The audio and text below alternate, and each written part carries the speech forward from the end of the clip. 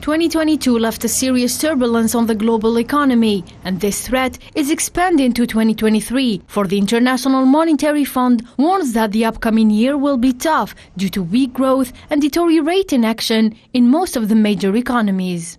For most of the world economy, this is going to be a tough year, tougher than the year we leave behind. Why?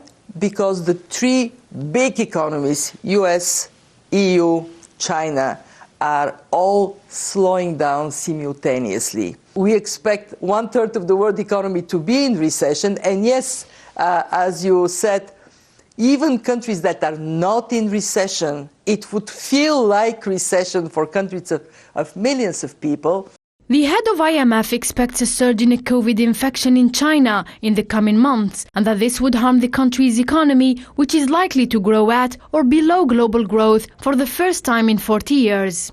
China has slowed down dramatically in 2022 because of this tight zero-COVID policy.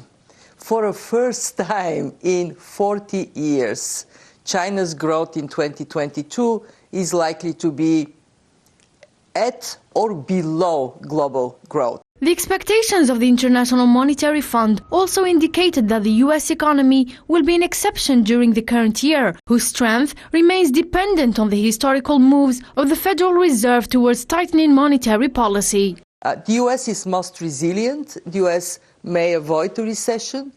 We see the labor market remaining quite strong.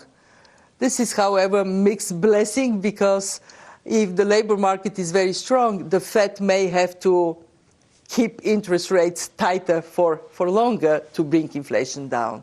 The IMF cut its forecast for global economic growth in 2023 due to the war in Ukraine, as well as higher interest rates as central banks around the world attempt to rein in rising prices.